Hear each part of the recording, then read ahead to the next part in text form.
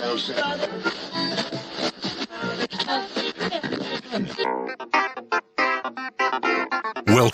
to the John freaking Muir pod. Lace up those boots and sling on the pack for a romp through trails, short and long. With your host and Renaissance man, Doc, it's time to embrace the suck.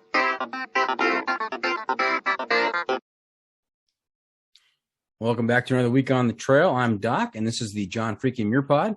Let's start off with a reminder. If you are enjoying the podcast, take just a minute and leave us a review on Apple Podcasts. And if you're not enjoying the pod, well, just go ahead and keep that to yourself. All right, let's get to this week's guests. I had the great fortune of meeting this week's guest out on the trail when I was on the Mineral King Loop with Bindi and Yahtzee. Courtney and Megan Kavanaugh are sisters who have picked up the thru hiking bug.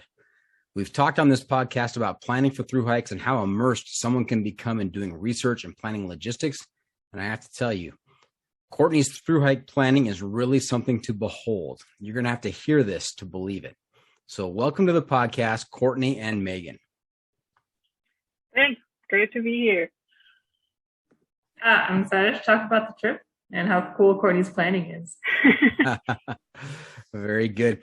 Hey, do you two have trail names? Did you pick up trail names out there? Yeah, we gave each other trail names at VVR because we wanted to carve our names into their guest book, and we needed a trail name to do that. So mine is Microsoft Excel, or Micro for short, which you might put together is because I use Excel a lot in all my planning for the trip. All right, and that's Courtney. Courtney is Microsoft Excel. All right, how about you, Megan? And I am a bicycle because of my love of playing cards. I brought a deck of cards that Courtney and I played a lot at the beginning, and then when we got third member joined our party to hike with us for a while, we played a bunch of 3-player games, and I taught them some intense strategy German card games that I picked up in college. So it was very fun. Okay, so bicycle, what is your go-to 2-person card game? 2-person card game, we played a lot of Rummy and Speed. I think are my top 2. Okay. German Whist is the third one. So how is German Whist different from American Whist? I have never played American Whist, so I have no idea. Okay. All right. So I grew up in a family that played Whist and Bridge and all kinds of other card games. So I'm curious. I'll have to do some research after and compare American Whist to German Whist. Is American Whist also a 2-player game? No, it's a 4-player game. Oh. Yeah, partners. Okay. Now we only go by trail names here on the podcast. So from this point out, we've got Bicycle and Micro, and of course I'm Doc, and that's how we'll refer to each other. So, all right.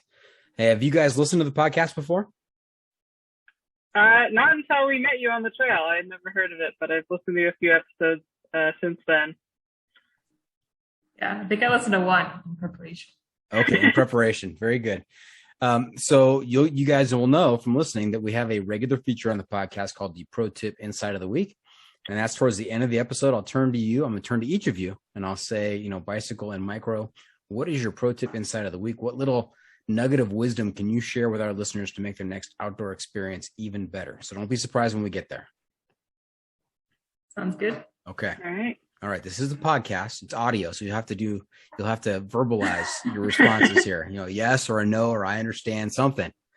All right. Sounds okay. Good. There you go. Nice. Well done, Micro. All right. Hey, another feature we've been doing this season is the Must Bring Gear Review, sponsored by the ultralight backpacking gear company Outdoor Vitals. And here's how it works. If you were to let a stranger pack your bag with pretty much generic gear for a multi-day hike, what is the one specific piece of gear you would insist on being packed? And if you've got a particular brand for that specific piece of gear, even better. So ladies, what is your must-bring piece of gear? And we'll start with Micro. Yeah, I would have to say my Rology massage ball, like it's a cork massage ball that I got in my stocking for Christmas as a gift from my fiance. And I brought it more as a luxury item. But then 3 days until we finished the trail, I started getting really bad arch pain and would not have been able to continue hiking, I think, if I, at least without a rest day, if I had not had my massage ball. But that really kind of saved me there and did the trick, and it is going to be in all of my future backpacking trips for sure. You never know when it's going to be needed. And is the massage ball, is it strictly for feet, or can you use it with other body parts as well? You can use it for anything. Yeah, I mostly used it for my feet, but if there was like a really nice vertical piece of granite, you could give yourself like a nice shoulder massage at the end of the day. It's pretty nice. Okay, nice. How about you, Bicycle? What is your must-bring piece of gear? Like it goes with the name. For one, I eat cards. I think that was a lot of fun. But besides that, I think to actually be able to hike, I'm very obsessed with my trail running shoes, the Ultra Timps. And I have never backpacked without them, at least like as an adult. And it's kind of a lame answer, but yeah, I'm obsessed with them. The Ultra Timps, those are awesome. That's what I hike in, and ever since I made the switch, I have never had a single foot problem. So it's been fantastic. Yep. Did give me any trouble. So that's what that is. And what was your base weight for your JMT hike? How much did your packs weigh without food and water? Did you guys weigh that? I have to imagine that Micro, with her obsessiveness about stats and details, she would know that number. Yeah, that was about 14 pounds. Okay. And I was 14.8, so close to that. Did you guys get competitive about that? I mean, sisters, sibling rivalry, were you trying to outdo each other in terms of who cut their toothbrush in half or drilled holes in their toothbrush to get grams out of there? Well, Bicycle, she's the one that did cut her toothbrush in half, and she still had the heavier pack, so I don't know. But also, we shared gear, and I took both the stove and the tent, and she did take the bear can, but I mean, if we're like, we couldn't be too competitive because then I'd be like, okay, well, then Courtney, you take the tent, and now I'm lighter because do it that way. Yeah. So makes sense. Share the burden. Yep. Divide and conquer.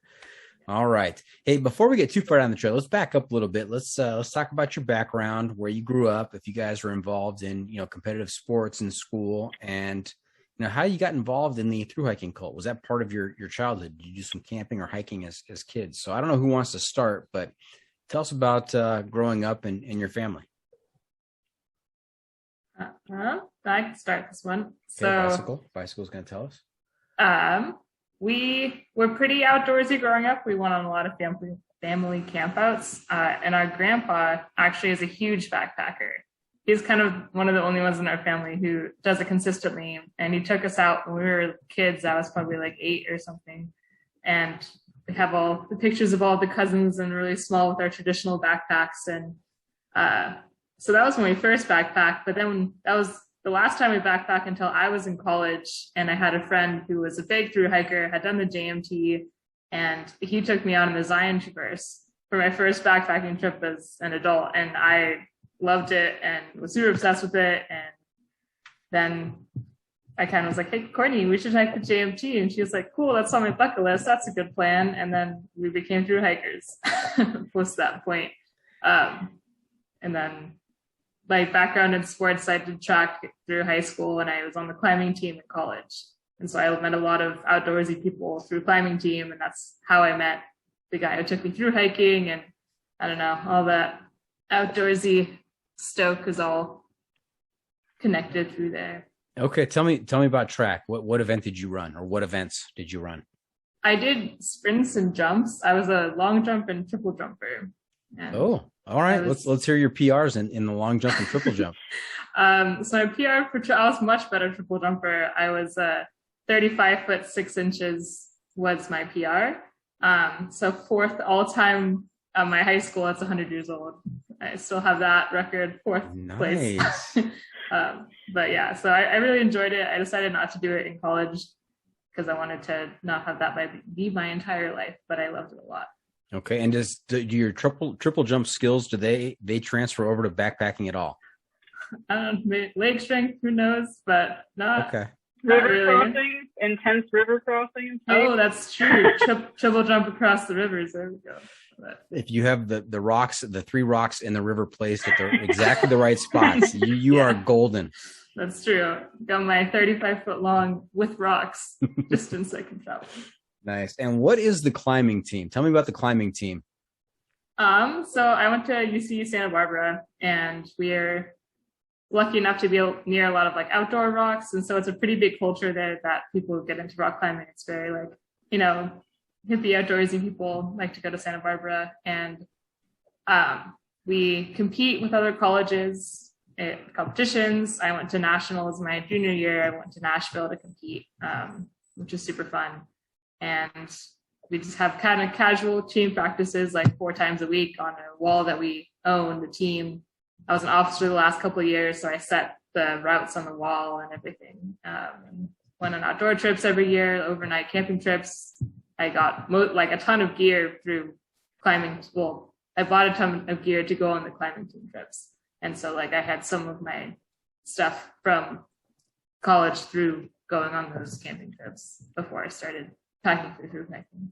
So I was going to ask if it was climbing walls that you guys competed on, or if it was boulders, or is it strictly just climbing walls? Yeah. So there's like we compete indoors always, both on boulders and on rope like tall walls. But then we have outdoor trips that also go outdoor bouldering or on outdoor rope climbs. Okay.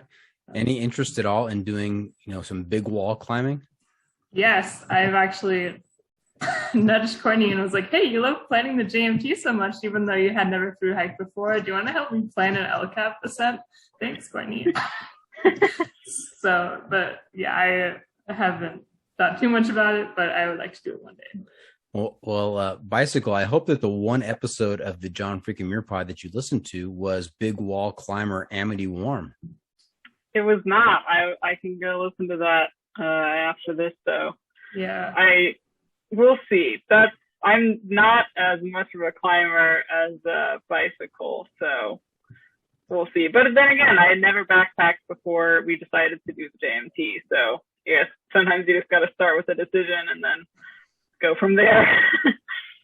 Yeah, talking to Amity, I mean, she had some crazy stories, and the picture she sent to me to use for promotional purposes before her episode came out, insane. I mean, 1,000 feet of space below her. I mean, it's just absolutely bonkers. And there are some really good climbing documentaries out there, as I'm sure you guys know, with Don Wall and Solo, free Solo, and some of the other ones out there. And it's just really, really intense. Something I love to hear about and something I love to watch, but I don't think you get me out there. That's pretty crazy. Yeah, there's definitely some big walls out there, but yeah, definitely I've done a 500-foot climb. It's the tallest I've done. So now I got to step it up and do a bigger one, maybe with micro. If you've done 500 feet, I mean, you're ready for El Cap. Let's go. Yeah, a little bit different, a little bit harder, more exposed, but it would be a good time. So is it safe to say that it's a bucket list item to sleep on a portal edge? Oh, a yeah, couple thousand feet below you? Definitely. All right. And Courtney, how about you? What sports and hobbies were you involved in growing up? Yeah, I mean, like Megan, lots of camping, but no backpacking outside of that one trip when we were young. Sports, I didn't really play any like team sports after middle school, but I'm a big snowboarder. Both of us like water ski and wakeboard and that sort of thing. So yeah, generally outdoorsy. I think so. I went to college out in Chicago where there's a lot less hiking opportunities. And so once I got back and moved back to the Bay Area from the Midwest, I was like, man, I really got to take advantage of all this stuff around here. And so I started hiking a lot more, just on my own, once I kind of got back. So I guess that's kind of how I got into this world. Okay. Now you said water skiing. Where did you guys water ski in California? We go to Lake Almanor, which you actually might have heard of recently because it's right where the Dixie Fire is right now. So right up there, like east of Redding, north of Chico, kind of near Lassen National Park. Okay. I spent a little time talking in a previous episode with a superhero and her mom about water skiing. And, that was a pastime of ours growing up was water skiing. And one of my favorite memories is learning how to shore start. Did you guys learn how to shore start? No. So you stand in about, I don't know, a foot and a half of water. You've got your front foot in the ski and you're standing on your back foot is in the water on the ground. You coil up, 3 or 4 coils of rope, and then you tell the boat to go ahead and hit it. And then the boat goes, full throttle, and you're supposed to step smoothly, as the rope gets taut. You step smoothly into the ski and just get pulled right out, and you don't have to sit in the water or anything. So in theory, it sounds great, but learning how to do that, man, pretty intense. A lot of face first, a lot of face plants to start off. But when you could do that, you look pretty darn cool. Yeah, dang, you gotta try that now next season. Yeah. All right. Hey, how do you guys pay the bills? What do you do to earn money and finance your trips out there? I am a mechanical engineer. I work for a product design consultancy that works on consumer electronics products mostly. Okay, and that's micro. How about bicycle? And I just started my first job because we went on the JMT in between me graduating college and starting my first job. And I'm a chemical engineer working at Clorox, the cleaning company. Okay. Couple of engineers, sister engineers. Yeah. Is that a common occurrence? Did you find a lot of siblings out there who are engineers, or a lot of sisters out there who are engineers? I don't know. I don't know if I can think of any off the top of my head, but I don't know. Yeah. I think it's pretty unique. So you're the first pair of engineering sisters that I know. So I'm going to say it's a rarity. All right. Congratulations. Thanks. All right. Now we met out on Mineral King.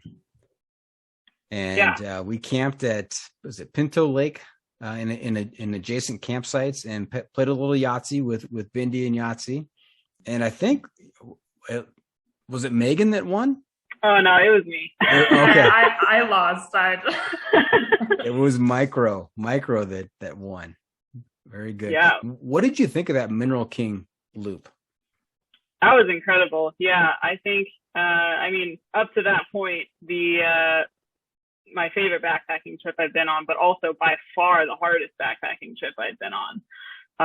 So I think it was a little bit of a wake up call, and that it's like, oh wow, this is hard, but also gave me a little bit of confidence, I think, going into the JMT, because we did the JMT 2 weeks after that.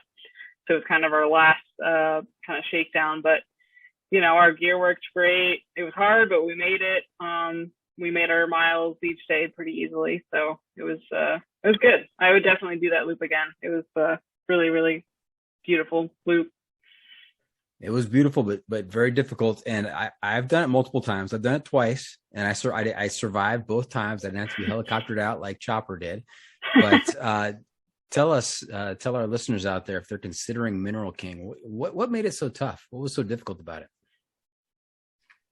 I think it's just that the passes are very tall and very long. So you're just going uphill at a pretty steep incline for a long period of time. And so if you're not used to that, and I think my problem too was I was trying to go too fast, and I just kept going, one switchback and then had to stop and rest, and then another switchback and then stop and rest. And it was pretty grueling. I think by the end of it, I kind of got my pace figured out a little better, but yeah, it kind of kicks you in the butt.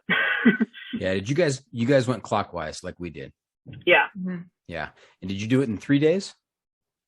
3 nights, but our last day was only 4 miles. So okay. Yeah, 3.5. Okay. So we camped at Pinto the first night. Where did you guys camp the second night? We were at Big Five Lake. Big one Five. of Okay. the largest of the Big Five. Mm-hmm. And what about that third night? Did you camp at Monarch? Yeah, Monarch. Got it. Okay. Yeah, we camped at Big Five. I'm not sure if it was the biggest one or not. We camped on the granite bluffs, kind of above the lake. It was a bit of a little climb, but the view was incredible. And then we went from Big Five Lakes all the way back to the parking lot that last day. And that last, I don't know, 5 miles was just an absolute death march to get down there. You would think the downhill's easy, but it is. Yeah. Mentally, it was just a slog. Yeah, especially after Sawtooth Pass, going down that was. Yeah, what did you think of Sawtooth? That was a wild descent. Like going up didn't feel that bad, and then downhill we were like skiing on the sand. We didn't know where the path was. We were like, we'll just roll down this hill. It's fine. Yeah, I've been down that thing twice now, and I heard from people that you have to look up to the right when you leave the pass. It's up and to the right, up and to the right. I looked up and to the right. I could not find the path, and so you end up skiing down this pumice for I don't know how many miles. It was just brutal. Yeah, dumping out your shoes when you get to the bottom. Pounds of sand.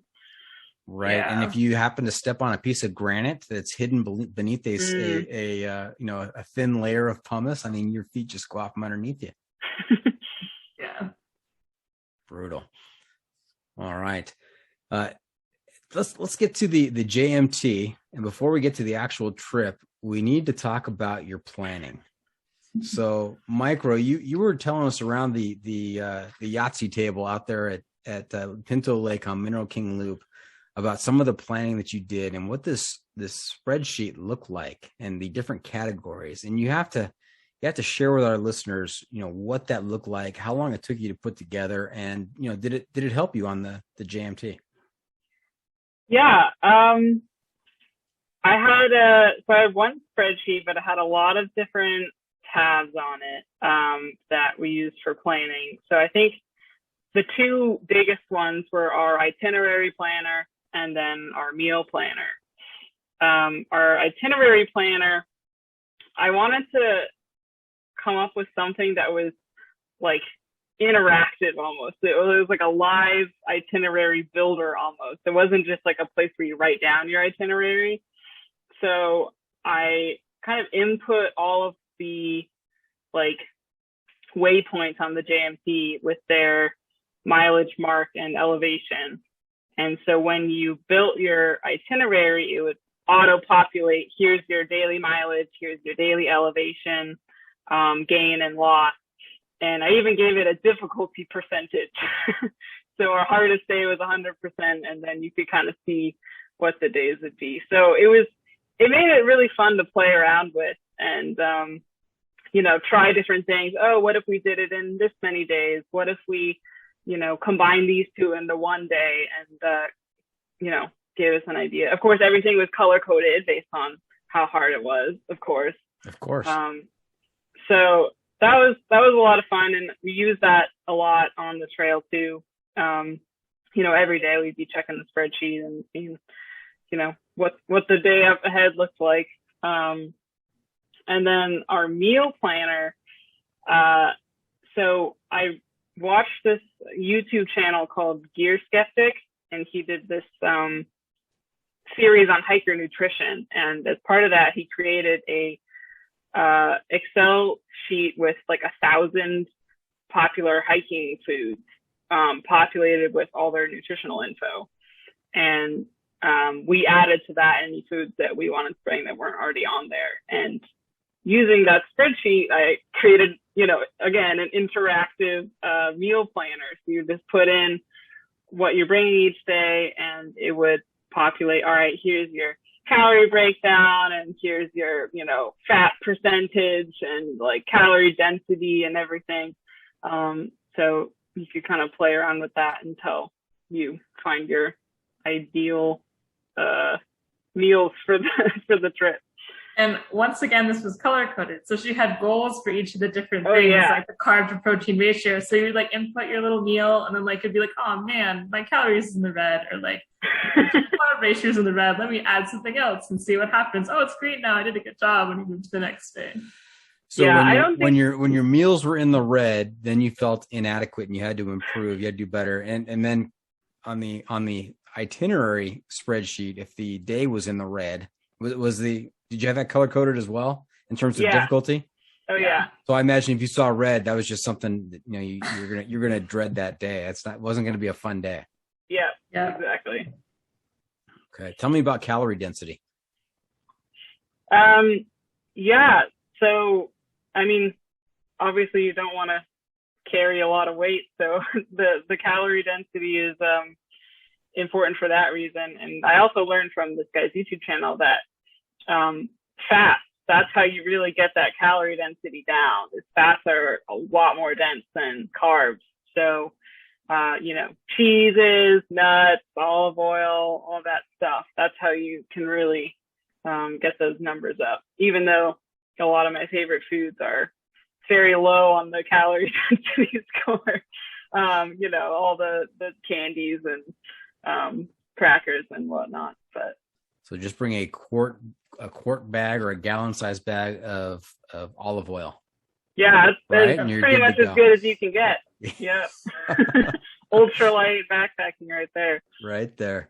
Now, did you have to prep your meals or did you buy, prepackaged meals? We did prepackaged for dinners, but kind of brought our own snacks and stuff for lunches. Okay. And what were your go-to snacks? It's a good question. You did a lot of moon cheese. You got me into the moon cheese game. Moon cheese is good. Yeah. Moon cheese? Moon cheese. Yeah, it's like freeze-dried cheese balls.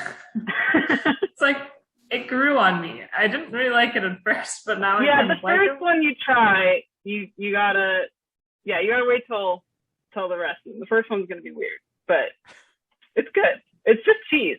Like that's all it is. It's just freeze-dried cheese. Freeze-dried cheese, and it's called moon cheese. Is that the brand? Yeah. Yeah. Okay. Yeah, you can definitely get it at REI. I've also seen it at like the grocery store. Yeah. I love peanut butter banana Cliff Bars. I don't like a lot of Cliff Bars, but peanut butter banana Cliff Bars are really good. And I'm just I love peanut butter and nuts in ball form. So like I get those little squeeze packets of peanut butter, or sometimes I just put my favorite kind of peanut butter in a Ziploc bag and then just like eat it out of there. And, yeah, I'm maybe happy. Yeah, I get tired of bars sometimes, and I get if I eat the same thing every day, I get tired of it, and it just becomes a chore. I'm always looking for new and fun things to try that are going to be nutritious and taste good. So, yeah, then we both like Stroop waffles, which aren't necessarily super nutritious, but they're good for a little sugar boost. And there's one that I love coffee too, and like there's a caramel coffee one that we both very good. Like, all right. Yeah. Caramel coffee waffles and moon cheese. Yeah. I've also, I guess one other thing I did for lunches was get those Wassa crisp bread crackers, and then got split PB&J packets to put on there. So it's like a peanut butter and jelly sandwich, essentially, just a little more unsquishable and backpacker friendly. Right. So good. And did I hear right that just one of you was carrying a bear canister? Yeah. We rented the Barricade Expedition, aka the largest bear can allowed, which we made it work. Yeah, it was fine. I carried it. It was one of the only things I had in my bag, but it saved a lot of weight, I think, because they are, pretty heavy. So I think when you came over to our camp in Mineral King, I think we were sitting in chairs, maybe sitting around a bear canister. You saw our bear canisters. The expedition, was that even bigger than our bear canisters? Oh yeah. Okay. It's bigger. But it's also lighter, right? It's lighter and bigger than the BV500. Wow, mind blown. Yeah, it costs like $400 or something if you buy one, which is why I don't have one. But you can rent them, so that's what we did. Okay. Yeah. How much did it cost to rent? I think it was like $90 for the whole trip. Okay. Including shipping. How many days of food for the two of you could you get into that expedition? We were going to attempt to fit 6 days each at NPR.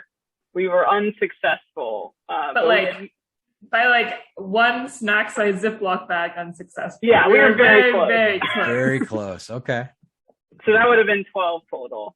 But we had made a friend with bear can space, so he one Ziploc. Yeah. Smart. All right. Yeah, I think I got 9 days of food in mine for me. So you guys get about 3 more days of food in there. Got it. All right. Hey, we're going to take a quick break. When we come back, we're going to talk about our favorite topic on the podcast, and that is the John Muir Trail. We'll hear some stories and experiences from bicycle and micro. We'll be right back. Stay tuned for that.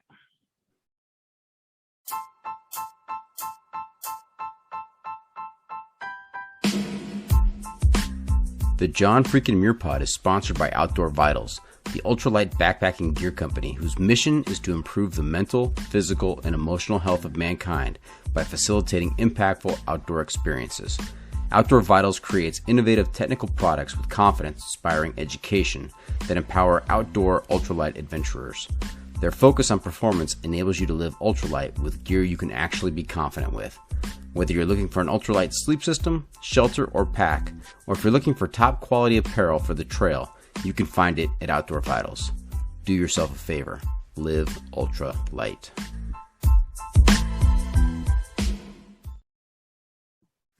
All right, welcome back. We're talking to Micro and Bicycle about their time in the Sierras, and we're about to hear about their John Muir Trail experience. So in terms of planning for the John Muir Trail, was that, Micro, be honest with me, was that half the fun, more than half the fun, or less than half the fun?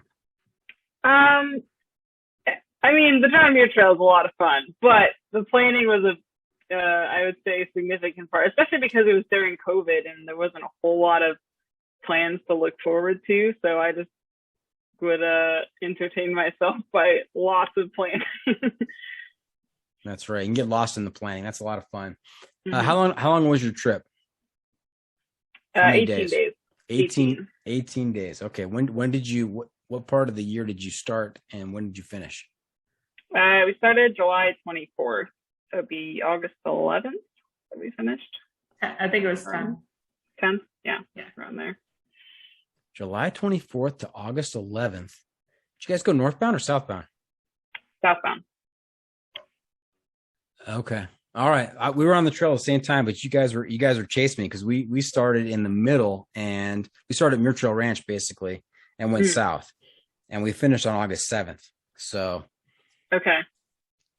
Thought maybe pretty close. We were going opposite directions. We might have crossed paths, but not to be. Okay. So did it start out with you went southbound, so you start out in Happy Isles. Mm-hmm. And anything of note at the beginning of the trip in Happy Isles? Well, we did the first day of the trip with our mom and younger brother. So they went up to Little Yosemite with us for the first night. So that was kind of a very fun send off. That was our shortest day. We did 4.5 miles up to Little Yosemite Valley. So that was it was a nice way to start for sure. And was it crowded when you went through? Yeah. The Vernal Falls especially, it was just that, conga line up. We went up the Mist Trail because we like the Mist Trail, but also it's so many people. Yeah, that was kind of an ordeal. We finished, we section hiked the JMT. So when we finished the trail, we finished in Happy Isles, and coming down the mist trail, it was just a pedestrian traffic nightmare. Yeah. You got these packs on. All you want to do is finish. You want to get to the sign and having to navigate around all these people. It was just crazy. So sounds like that was the same experience for you. Yeah, but it was good. And we went slow, like with my mom and my brother. We just kind of chugged our way up. Okay. And was the weather perfect for you guys during the trip? Yeah, it wasn't as bad, we heard, as the people who were in the southern section, because we had thunderstorms during the first week and got a good amount of rain. We got one big hailstorm that came on really suddenly that we were just hiking. We're like, maybe it's going to hail. We should probably set up our tent soon. And then hail. And we really quickly set up our tent as fast as possible and hid out for an hour and a half, and we were cold and sad, and then kept hiking. But we heard that a monsoon storm from Arizona came in and was drenching the southern half. And so other people coming north were like, it's been raining 8 days straight. We're so sad. And we're like, oh no, God, we're up here. Okay. And did you guys have one tent for the two of you, or a single tent for each of you? I mean, like a solo tent. We had a 2-person for both of us. You had a 2-person tent for both of you. And any problems with that? Having to share a tent with your sister? No, it was actually really nice. Megan bicycle used to beat me up in her sleep when we were kids, sharing, hotel room bed or something. But I think the sleeping bag helps to contain the punching in the night. And then there's one lightning storm at night that I was kind of super nervous about, because we were in a mildly exposed location. And so Courtney was Micah was asleep next to me, and I was awake and stressed. And so it was nice to have her next to me. I could just poke her and be like, hey Courtney, are we going to be okay? And she was like, oh yeah, it's fine, go to bed. And I'm like, okay. So it's nice to have some companion there. Nice. So was that typical bicycle? Were you kind of the worrywart on this trip, and Micro was kind of self-assured and positive and confident, or did it kind of go back and forth between the two? I think that was the only time where I was really stressed, was that storm. I think I was just really nervous. Every other time, I think we were both pretty, I hope I can say that we're both pretty chill and not super stressed, but maybe Micro will say where you're at. No, I agree. I think there were very few times where I was worried. Really mainly just that one lightning storm, and I guess lightning in general, but that was pretty much it. Okay. Now, the first half of your trip from Happy Isles to MTR, any funny stories, funny occurrences, strange things you didn't anticipate? I mean, you had it all dialed in. You had quite the spreadsheet. Anything fall out of the parameters of the spreadsheet that you prepared? I think the only unexpected thing was just the lightning storms every day. There was one day where we didn't hit our planned mileage just because there was a storm in an exposed section, but really pretty minor differences from our plan. We kind of stuck to it pretty well. Okay. How long would you hike? What was your average mileage day? Average is probably 13 or 14. Our longest day was 20, and then shortest day was 4. So really got the whole span of mileages. Okay. And then you came to MTR, Muir Trail Ranch. How was that? Oh, and one thing to note, on the way to MTR, there's some people hiking northbound, and we've been having lightning storms, and we heard that a hiker actually got struck and killed at MTR 2 days before we got there. Mm-hmm. So I think that was another point about the storms that made us super worried, because we heard that he was not in the place he wasn't supposed to be. It wasn't very exposed. It was in MTR, kind of in the valley. And so that kind of, for both of us, made us be like, oh, wow, we're out here. This is kind of dangerous. This is kind of a big deal. But then once we got to MTR, the lightning storms were kind of over and we could kind of breathe. And so I think the first half of the trip was the only half that was the one half of the trip that we had to think about the storms a lot coming into MTR. Then after MTR, even though there's Michael can tell the story of at MTR, and it was good weather post that. Yeah, so it sounds like you guys were 3 days behind us because we were 1 day past MTR when that guy got struck by lightning, and you guys came through 2 days after that. So okay, yeah. So we pulled up to MTR, and they said that they had sunk a truck in a lake with a lot of the resupply buckets. I did not get any more details on how that happened, but Megan's or Bicycle's resupply bucket was waterlogged completely, and my bucket was not. So at first I was like, great, I have the bucket that is unscathed. It doesn't have any water. All my stuff's going to be fine. Open it up, and I had sent a jar of salsa as like an NPR treat, and it was in a glass salsa jar, which had broken and gotten salsa all over my stuff. So we got one waterlogged bucket and one salsa-logged bucket of resupply, which it ended up being fine. They replaced all of Megan's bicycle stuff with substitutes, some better than others. You can go more into detail about that if you want. I mean, I appreciated that they took out all my stuff to dry it, so I had socks and stuff to replace my old socks, and they had actually taken that out and dried them and then put them back in nicely, which was cool. But they gave me some interesting oatmeal flavors, and I was like, oh, this will be exciting. And because like the oatmeal, is packaged in paper, so they had to like throw all that away. And I love peanut butter, and all my favorite kind of peanut butter was waterlogged apparently. So they gave me and replaced it with Skippy peanut butter, which no hate on the people who like Skippy, but it's not as good as other peanut butter. So I was like, man, all right, I guess I'll just not have peanut butter for this section. Now, Bicycle, if you don't like Skippy peanut butter, I mean, what is your go-to peanut butter? What was your favorite peanut butter that got waterlogged? It's Laura Scudder's crunchy peanut butter. And if you ever heard of it? Scudder's, yes, I've heard that. That takes me back to my childhood. Laura Scudder. I found it in college and never went back. It's my favorite. Okay.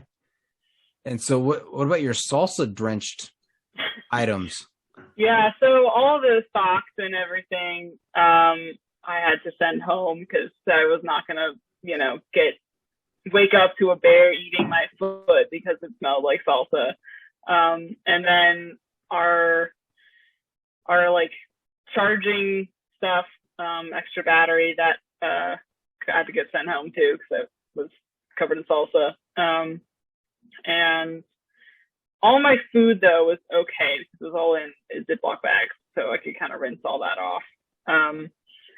So it ended up being all right, or so I thought, until that later that day when I started eating my snacks and they tasted like our alcohol fuel because we have an alcohol stove, and they just tasted real bad. And so we realized that some of the alcohol fuel had evaporated and somehow penetrated into all of my food that was not sent in original packaging. Even if it was in a Ziploc, like an airtight Ziploc, it had gotten in there and made everything taste weird.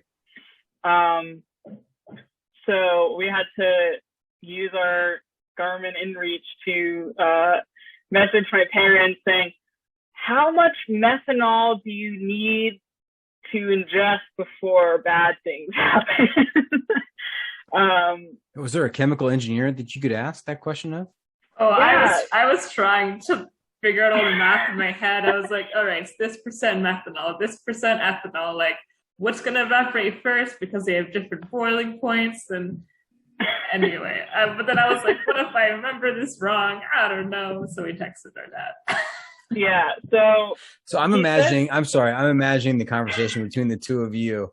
in that situation. And I'm thinking about what the guys in my group would have said. You know, it would not have, there have been no equations, there would have been no math going on. It'd have been like, yeah, this doesn't taste right. I'm not going to eat any more of this. And but it was hard because like that was our longest stretch without a resupply, and there were so many snacks that if you couldn't eat any of the snacks, it was like that's too many calories that we don't have to spare. So we really wanted to make sure that my crew wasn't going to die, but she had to eat her snacks. And so like, yeah. But thankfully, the answer was 10 milliliters of methanol, which is a lot. And our fuel was only 5% methanol concentration, and there was only a little bit that had evaporated. So doing the math, it's a lot less than 10 milliliters. So I kind of tried to like air out all my snacks, and some of them were more absorbent than others. So Oreos were very methanol heavy, but Mike and Ike's, pretty good. They didn't absorb a lot. They were a very good option. So that was an adventure every day. Which snacks were the most tolerable? So if the Oreos absorbed more methanol than other items, does that make them a denser calorie? I don't know, Megan. What is the calorie content of methanol? Oh man, I don't know. Get out a whiteboard real quick. Let's do the math. Let's figure it out. Yeah, do it. So MTR, I mean, that's typically a high point on the trip where you get to resupply and pick stuff up and look forward to it. And this sounds like a complete disaster. Yeah. We got a hot spring though.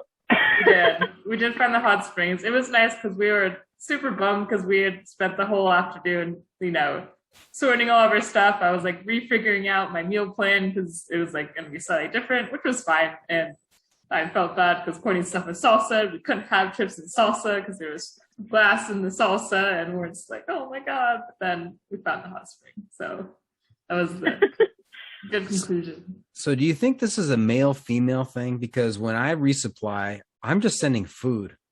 I didn't. No socks, no battery packs, no. It's just food. What is the next? When can I get the next batch of food to keep me going?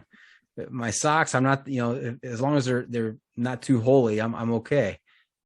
Is that a guy thing, or is that? I think it's a planning thing, at least for some of the charging stuff, because Courtney had an entire tab on the spreadsheet dedicated to how we're gonna charge and send the things to the resupplies for every stop, and it was very complicated. And we spent a whole afternoon being like, "What charging thing are we sending?" Yeah, it was a lot. Did you have a battery? Went out the window. Did you have a battery drain tab or a battery drain column? Going from 100% to 87% on this day, and no, I didn't. But yeah, it was more just about the mailing of things. Like, okay, we're gonna ship this thing to this place, and then we're gonna mail this home, and then do we have the right adapter at this location, or have we sent it back already? I don't remember. Yeah. And the socks and underwear thing, we just were lazy about doing laundry. So it was nice because we did laundry on the trail. And so it was nice to be able to not have to do laundry and get clean stuff. And you're all excited because you're like, oh, clean socks. Oh, hey, don't misunderstand me here. I didn't do a whole lot of laundry. I just didn't, I didn't send a lot of extras either. Yeah, we kind of slacked off on laundry towards the end of the trail. But towards the beginning, we made an effort, I guess. Yeah. And we just accepted the stink. All right. So MTR is about the halfway point. And from MTR, you kind of make the ascent up into Evolution Valley. You go through Evolution Valley, and then you go up to Evolution Lake. And before you get to Evolution Lake, there's a little side trail you can take if you can find it. I wasn't able to find it, to a place called Darwin's Bench. Well, did you guys find that? Yeah. I had looked at it beforehand, so we had marked it on our GPS and everything where the cutoff was. It starts off with a little bit of the trail, but the trail very quickly disappears. It's mostly kind of a scramble. I'm pretty sure we didn't take the best route up there, We definitely did not. Bicycle is shaking her head. No, we did not. No, the way down, which I led, by the way. That's true. I led the way up. We did not go on a trail. I led the way down. We definitely were on a trail. It exists. Yeah, some of the way, most of the way, but we made it. And what is Darwin's Bench? It's just kind of this plateau area. There's a small lake there, and it drops off pretty steeply, so you kind of get a view of the Evolution Valley and Evolution Lake from like a higher vantage point, which is, it was a really neat spot. It was surprisingly crowded for being an off-trail location. There was like an entire Boy Scout troop there, and some people on the High Sierra Trail, and Sierra High Route. So it's a plateau with a lake, and it's above Evolution Lake? Mm-hmm. You got a view of Evolution Lake and Evolution Valley. I think so. Could you see the lake there from there? I actually don't remember, but I know you have like the high vantage point of that whole mountain range and the valley for sure. Okay. Mm-hmm. But I think maybe because from Darwin Bench looking left, it's like the Evolution Lake Basin, and you might not totally be able to see it on the corner. Yeah. Okay, I'll have to check that out next time. I'll have to look harder and find that trail. Yeah, it's only a half-mile detour, so it's pretty close. Oh, that's not bad. Mm-hmm. Not bad at all. Okay. And then next in my notes, I have this notation here. It says Split Mountain. Where is Split Mountain, and do you have a story to tell about Split Mountain? Yeah, I can kind of say the intro. So Split Mountain is an optional side trip that's a 14er, and you see it right after you go over Mather Pass. And so coming up to Palisade Lake, we were ahead of schedule mileage-wise. And so we were supposed to stay at Palisade Lake, I think it was. But we're like, oh, there's this cool detour coming up, and we're ahead of schedule, like might as well throw in a little adventure. And so we decided to, instead of sleeping at Palisade Lake, to continue and do Mather Pass the same day as we did the Golden Staircase, and camp kind of right below Mather Pass in this little exposed deserty type area, and then do Split Mountain in the morning. And so we got up and we're like, okay, cool. It's only 4.5 miles total. This will be super chill and we'll get it done really fast. But there's no real trail, and most of it is kind of a scramble, not really a scramble because you're not using your hands, but you're walking on scree, just kind of up the mountain. And that's the whole hike, as you go straight up on scree, and it was cold and it was windy, and it was definitely the hardest part of the trail, I think, for both of us. And it was very exhausting because it's our first time up doing a hike at that elevation, and definitely kicked our butts. I think internally we all wanted to give up a little bit along the ways. We're like, what are we doing? This is stupid. Like, this isn't even part of the JMT. But then we got to the top, could see for forever. We got to sign the little summit notebook saying you did this 14er, and it was totally worth it, and would totally do it again. It's just super harder than windy. You guys just did extra miles for fun? Yeah, well, we didn't think it was going to be that hard. So we were reading the Elizabeth Wank's guidebook for side trips, because we were like, oh, they have a section of side trips in here. There's probably some good ideas. And it said, like, this is the easiest 14er you'll pass on the JMT. Like, great views, would recommend. And we're like, okay, sounds perfect. It really should have, I think, hinted a little more at how much of a slog it was going to be. It was rough. And so did I hear you right that it is after the Golden Staircase, but before Mather Pass? After Mather. It's after Mather. Yeah. Mm-hmm. So we did Golden Staircase in Mather in one day, and then camped a mile after Mather. And that's the base of Split Mountain. Got it. Yeah. So it was like first thing in the morning. We left our tent and other heavy stuff behind and just took day packs up. Smart. Very good. All right. And what how many people did you meet on the trail that you had established relationships with or friendships with? Do you keep in touch with anybody you met on the trail? Well, we met one notable human who we met the day before VVR, and we talked to him a bunch at VVR too. We kind of been leapfrogging the day before, and we ended up starting at the same place the next day. We were going to hike up the Bear Creek Way after VVR, and had the same endpoint in mind too. So like, cool, we'll like meet again there. And so we both stayed at the same campsite that night and played some cards. And then he stayed with us the rest of the trip. And so that was another 10 days that he stayed with us. And I think Courtney and I at the beginning were like, his name was Andrew. We're like, is he going to stay with us the whole time? Like maybe he'll leave to go resupply or something. Like we haven't really talked about it. We never talked about it.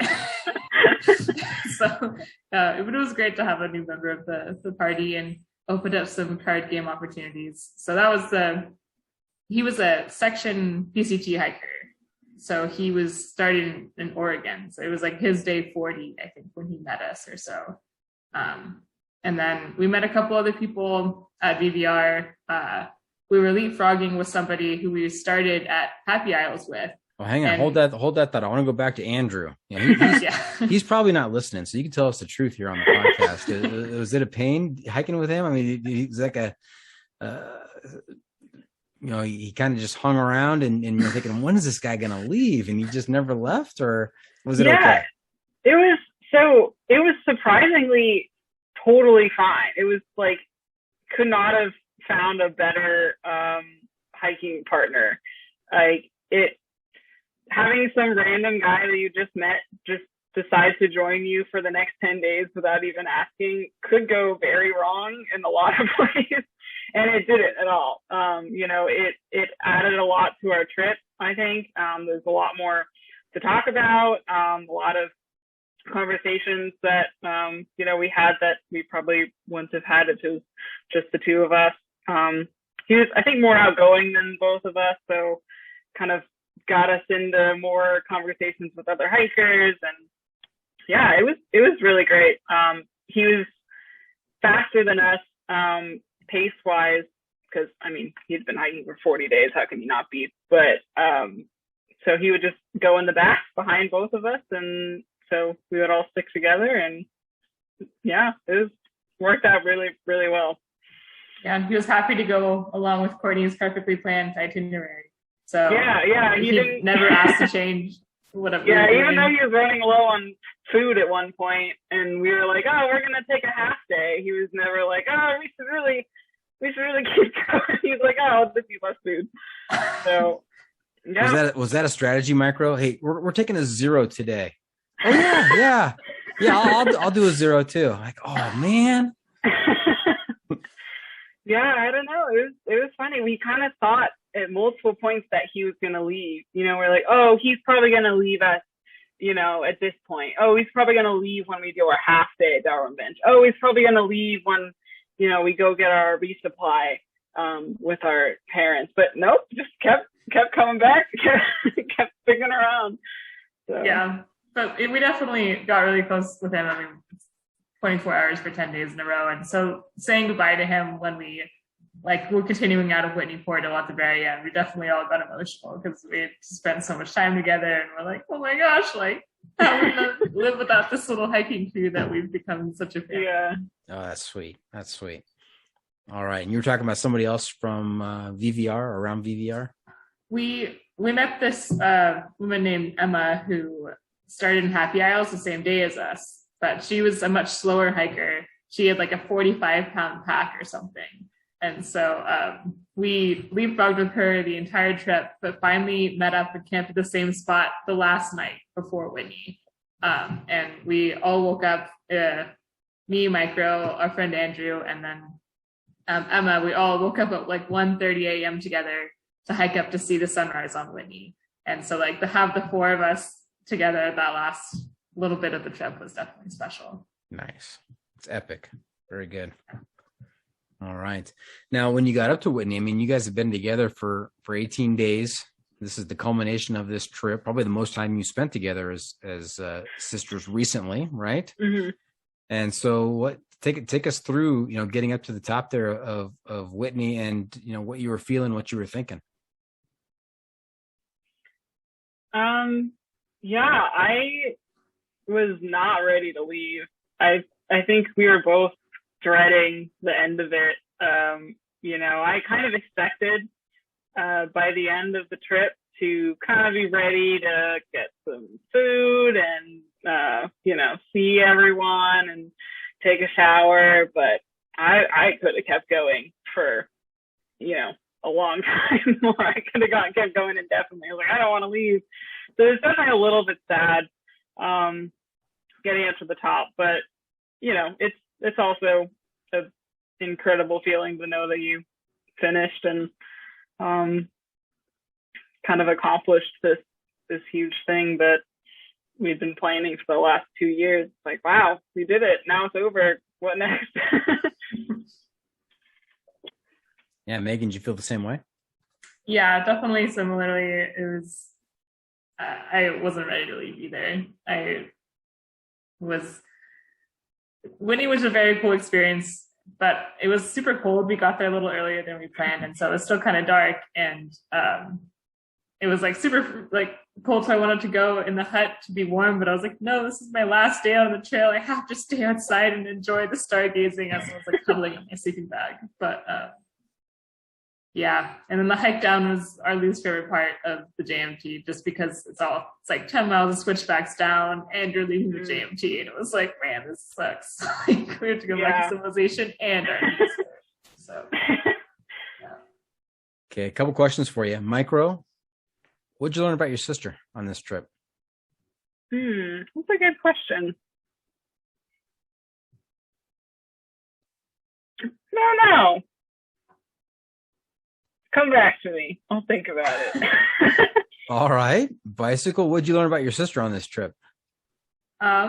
She is like way tougher than I know she was tough, but I was so impressed by her attitude, and she was always seemed to have a better attitude than me. And I think that we went into the trip and I was more of a runner and a hiker than she was, and so I think that the passes were more difficult than her. And sometimes I would be kind of like negative, like, oh man, this really sucks, I'm really tired. But she would just have a good attitude and just be like crushing it and like never complaining. And just whenever I was feeling grumpy and sometimes I would be snippy or not be social, like she just never, I don't know. Yeah, you're just so tough. And I was like, wow, I'm so impressed right now. Yeah. All right, Micro, you ready? What did you learn about your sister? Well, I thought of something, but it's not nearly as like nice and sentimental. Now I feel like I gotta think of something better. What's the other one? You have Megan has a weird like sleeping situation. Like it took her a while to like dial this in, but like she has to be like cuddling something and always has to be facing like the same direction. And like, I don't know, it was always funny. It like, she had a pillow, but then she didn't use it as a pillow, but then she had something else that she stuffed a jacket in to like snug. I don't know. It was a whole debacle. I snuggled my puppy. Okay. Yeah. Because I'm a side sleeper. I just like to have like a little warm puppy. Yeah, sleeping on the trail is not always easy. It takes a bit of adjusting to get it dialed in, like you said. Yeah. All right. Bicycle, what'd you learn about yourself? Oh man. Ugh. Yeah, I think that man, I'm gonna say come back to me. Okay. Like, has an answer right now. Micro, what'd you learn about yourself? I think I learned that I can put up with like all the struggles of being out in the backcountry, and I can like subsist off of that and be happy with that for a long period of time. Having not done a backpacking trip before that was longer than 3 nights, I was kind of worried about how I would fare physically and mentally, just being out for that long. And it was really cool to kind of have that realization that, like, wow, I can totally do this, and I really don't need that much to to kind of be happy, and my body can do a lot of stuff that I was, wasn't sure how I would do, but I was really kind of impressed by myself, I guess. Yeah, we're tougher than we think. Yeah, definitely. Yep. Yeah. Bicycle and come back to you. Yeah, I think for me, it was kind of going along the lines of how things can be really simple to make me happy. And I think I've always been an incredibly busy person. Like, I run around all the time. I'm always late to things, bouncing one thing to another. But backpacking, you wake up and you hike and you hang out, do nothing for a while, and then go to bed. And it was awesome just to not be bouncing around and doing other things and just be focusing on enjoying yourself where you are. And I've been trying to bring a little bit of that mentality back to real life, and it's hard to do that though, because you're just bombarded by all these little distractions. But also, like micro, know that I enjoy that simplicity too. Well said. Now, in terms of keeping track and writing down and kind of documenting your trip, do you guys have some kind of blog or something you can share with the public out there that you have shared with the public? Yeah, we did a blog while we were out there. Mm-hmm. We used the WordPress app to write our blog post every night for that day. And even if we didn't have cell service, it would kind of just be there. And then whenever we would get service, we just kind of upload them all. So you can find that. It's Kavanaugh JMT 2021.wordpress.com is our blog. Okay, one more time. Kavanaugh, CAVANAUGH, JMT 2021.wordpress.com is our blog. And yeah, it was a lot of fun doing that.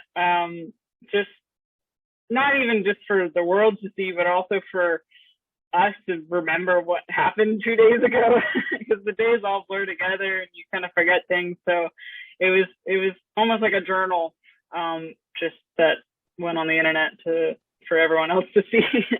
And there's pictures up there, and we introduced even the stuff you might be wondering section of some of our blog posts that goes over, like, what's our tent like, and what do we like to eat on the trail, and all the things that I'm sure our grandparents are wondering while we're out here and stuff like that. Okay. And what's next for the Kavanaugh sisters? We've thrown around some ideas besides climbing El Cap. We've talked about the High Sierra Trail. It's definitely, I know Courtney is very much wants to do that, and I will go along with her. She'll take me. But the day after we got back, Bicycle texted me, "Hey, this person I'm following on Instagram is doing the Sierra High route. Looks pretty cool." This is one day after and already on to the next thing. But yeah, I don't know. I think that I would definitely love to do a similar length hike again, whether that's the J&T again, whether that's the Sierra High route, or the Wonderland Trail or the Colorado Trail, any of those. Not sure I'm just gonna hike the PCT or do something like that, but something very, very long. But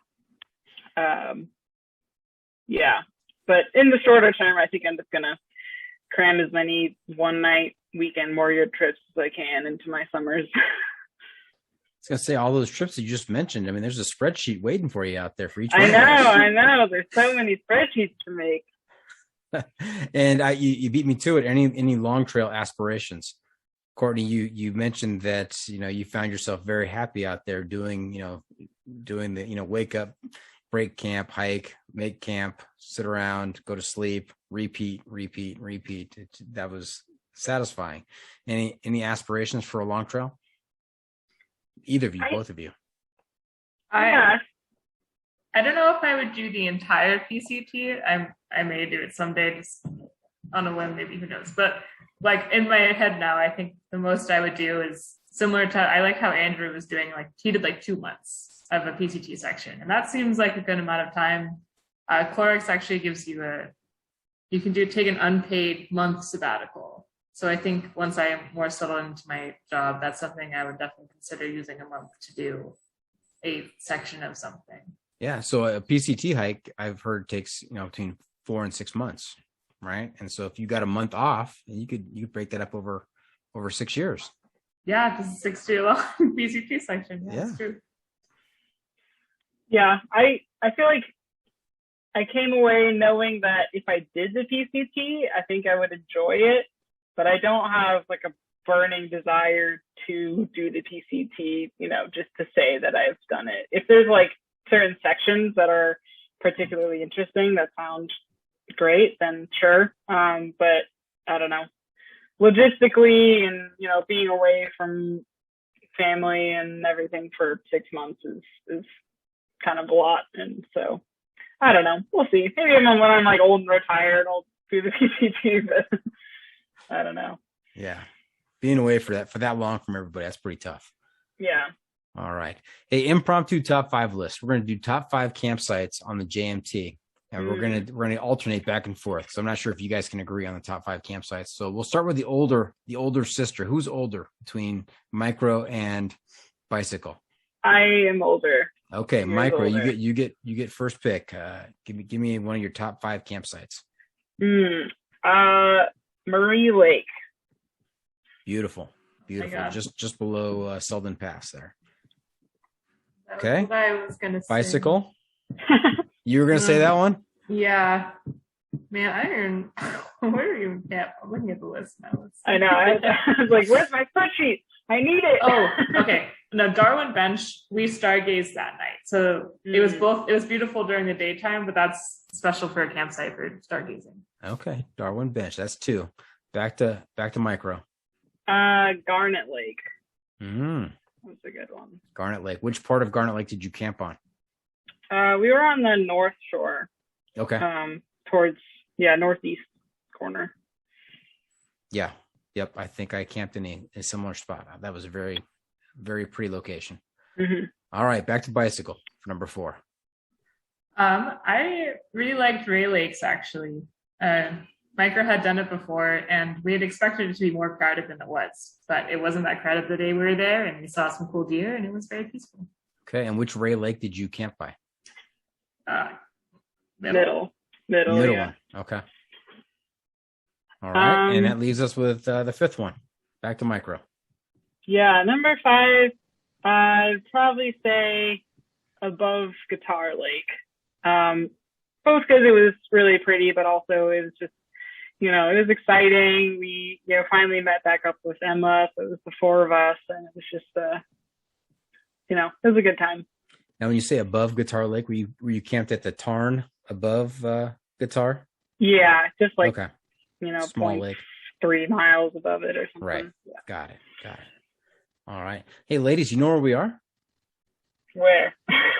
We're at that time of the episode where I ask you for your pro tip insight of the week. What little piece of wisdom can you share with our listeners to make their next experience outdoors even better?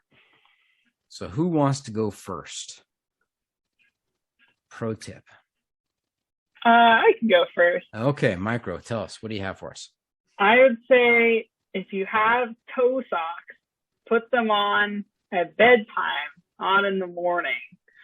Because, so I have the, in GG toe sock liners. Megan, or Bicycle does not. So she was always up and ready to go way before I was every morning. And I don't know if the toe socks deserve all of the blame, but I'm going to blame them for my slowness getting ready in the morning because they just take so long. You got to get each individual toe into your sock. So I started putting them on at bedtime, and then I still was later than she was getting ready, but it was closer. Shaving off 2 minutes though. I shaved off a not insignificant amount of time, in the mornings with the toe socks. Yeah. A true engineer looking to shave off valuable minutes in the morning. Very good. Okay, how about you, Bicycle? So as I mentioned in this episode already, I like coffee a lot, and I have kind of played around with how to get caffeine on the trail. And what I've decided that I like the most is to put instant coffee in my oatmeal. So it's like coffee flavored oatmeal, which is tasty, and there's less packaging because I just would pour the instant coffee in before and not have the coffee packet when I'm on the trail and not have to deal with it. So yeah, just do some cold soaked oats, instant coffee, mix it up, eat it. Coffee oatmeal. There you go. Brilliant. Yeah. I think it's pretty good. I like it. Yeah. So there you have it. That's it. This episode is just about in the books. Hope our listeners enjoyed our time with Courtney and Megan. I want to thank them for joining us this week. Ladies, how can our listeners keep up with you on social media, and where can they find updates on your latest adventures? I'm on Instagram at Courtney Lynn 777. That's Courtney LYNN 777. You can follow me there. Micro will post more pictures of me than I posted myself. So follow us both on Courtney's Instagram. Yeah. Okay, Courtney, I'm typing it in right now. Courtney Lynn 777. Oh yeah, there you are. I'm following you. I'm already following you. Oh, yeah. There you go. Okay, very good. I wanted to make sure. Okay. Remember to check out the pod on social media as well. We are on Facebook, YouTube, Instagram, Twitter, and TikTok. And if you have comments or clips you want to share, you can send it to me at johnfreakinmuir@gmail.com. Ladies, I'm also looking to you to share your recommendation for a book, a movie, documentary, some sort of adventure media to keep our listeners connected to the outdoor experience. We're calling this our adventure media recommendation. What do you have for us? I've got to give another shout out to Gear Skeptic on YouTube. Just really well done series on hiker nutrition, and delves into these like scientific studies and lays it all out, and it's fascinating and also very useful. So he deserves a lot of credit for his series on that. Okay, thank you. Bicycle? Yeah, I'm just gonna say the same thing. I think. Oh my goodness, a trend. I know. We're just hyping up Gear Skeptic. Okay, and before we wrap things up, I've got one more segment for you called "What Have I Not Asked You That You're Dying to Tell Me About?" Did I miss anything? You did ask us about the rock monster of the JMT. Okay, tell me about the rock monster. So we had heard about this infamous rock monster who, like, we've seen the pictures of people getting eaten, and I had a GPS waypoint for where it supposedly was, and we looked around that spot for like 20 minutes and we couldn't find it, and we were so disappointed, but we eventually kept on going and kept going down this it was a hot day, all downhill, like morale was low, and like, oh, this sucks. And at the very bottom of the hill, we found the rock monster. It was not where I thought it was supposed to be, but that was a lot of fun. So if you want to also find the rock monster, would recommend getting an accurate GPS location for where he lives. Nice. And are there a lot of pictures on your Instagram of you two getting eaten by the rock monster? Definitely on the blog. Okay, on the blog. On Instagram, can't remember. We'll have to check that out. That's a wrap from the John Freaking Muir studio. Any shout outs to friends and family, ladies? I don't know. Shout out to Andrew for hiking with us. And our parents hiked in part of the way of Kearsarge to give us food. So that was a huge thanks to them for hiking with us. That was great. They brought fruit and cookies and sandwiches and wine. Yeah, it was a great day. So great job, Mom and Dad. Yeah. Excellent. All right. Well, thank you for tuning in. Always remember, the trail is the trail. It doesn't care if you want to go downhill. It doesn't care if it's almost dark and you're looking for a campsite. It doesn't even care if your resupply bucket is flooded. The trail is the trail. embrace the suck.